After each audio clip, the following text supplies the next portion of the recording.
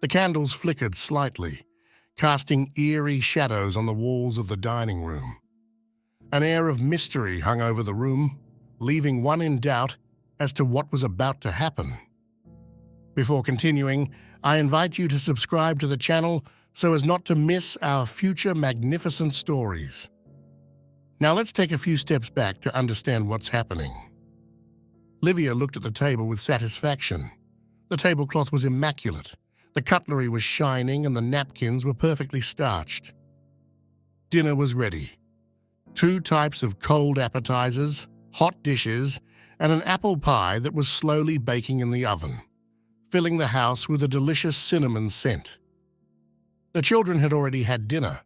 The twins, Gaia and Maya, were watching cartoons in the bedroom upstairs, while the eldest son, Alessandro, was playing in the garden with a friend. It was almost dinner time, and Damiano, her husband, had not yet returned. Lately, his tardiness had become the norm. Livia felt a growing unease in her heart, like a premonition of a storm. Damiano, a tall and imposing man, worked as a department head in the municipal administration. In recent months, he had become grumpy and distant, coming home later and later. Livia began to suspect that something was wrong. Does he have another woman? She often thought, tormented by doubt, but she had no one to confide in, feeling increasingly alone. His parents had long been dead, and his relationship with his sister Nora had deteriorated.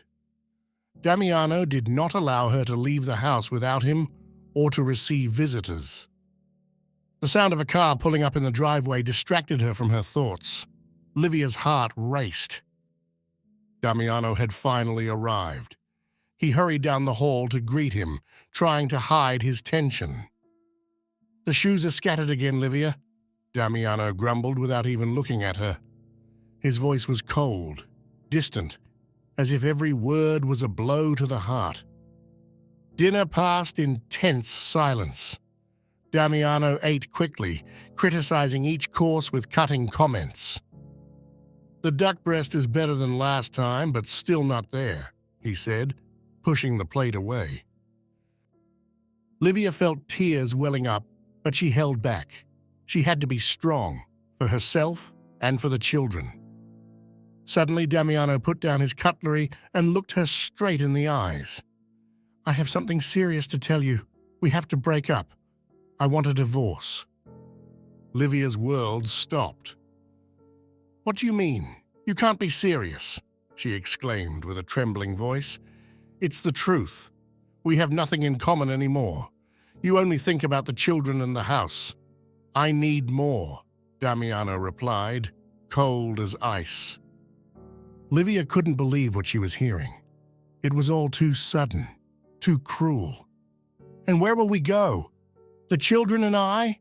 she asked desperately. "You can go to Nora's. She has room. I'll stay here. I need the house to work," he replied without batting an eye. 3 days later, Livia and the children moved in with Nora. Living together was not easy. Nora was still resentful about old unresolved issues, and Guido, her husband, did not speak to Livia at all. The children, accustomed to their spacious home, struggled to adapt. Alessandro was angry and confused, while the twins often cried, asking to go home.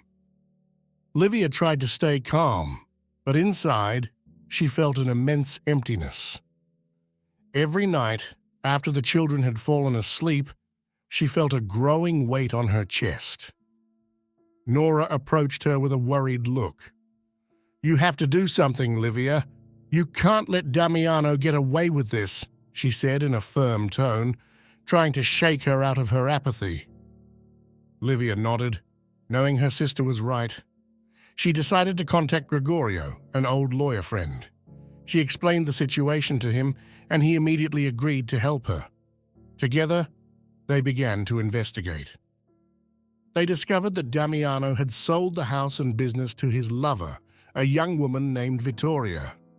Gregorio suggested that she retrieve the incriminating documents from Damiano's safe. One evening, Taking advantage of Damiano's absence, Livia and Gregorio sneaked into the old house. The tension was palpable as they searched for the safe.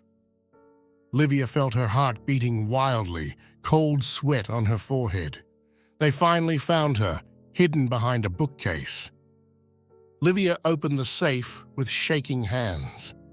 Inside, they found a blue folder full of documents. Gregor looked them over quickly and nodded. "That's enough to nail him," he said with a reassuring smile. A sense of relief mixed with fear pervaded Livia. It was an important step, but the road was still long. If you like this story, give it a like and don't forget to subscribe to the channel. At the trial, Livia appeared confident, elegantly dressed and with impeccable makeup. Damiano couldn't believe his eyes.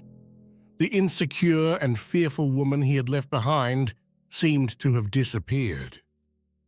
During the hearing, Gregory presented evidence of Damiano's wrongdoing. The judge, surprised by the extent of the fraud, suspended the session to better examine the documents. In the end, Damiano was forced to return the house and the joint account to Livia. Justice seemed to have been done, but at what cost? What would you have done in Livia's place? Would you have had the courage to fight for your family?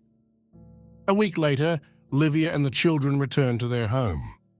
Vittoria had not had time to change anything. Livia felt a deep joy as she tidied up the rooms, taking back control of her life. With the money she recovered, she decided to hire a nanny and return to work as a legal assistant. She felt that a new phase in her life was beginning, a phase in which she could finally be happy and independent. Nora and Guido apologized for their behavior, and Livia accepted the apology with a smile. Old grudges seemed to melt away in the light of the new beginning. Even Gregory, who had refused any compensation for his help, became a constant presence in the lives of Livia and the children. One evening, after having dinner together, he asked her to take a walk. "What will you do now, Livia?" asked Gregory with a warm smile. "I will continue to fight for my children and for myself." "And you?" she replied, looking him in the eye. "I'll be by your side no matter what happens," he replied. And so, as the moon lit up their path, Livia felt for the first time in a long time a genuine hope in her heart. She was ready to write a new chapter in her life, with the certainty that, despite everything, the future still held many wonders in store for her. What about you? Do you believe that justice always prevails, despite the difficulties?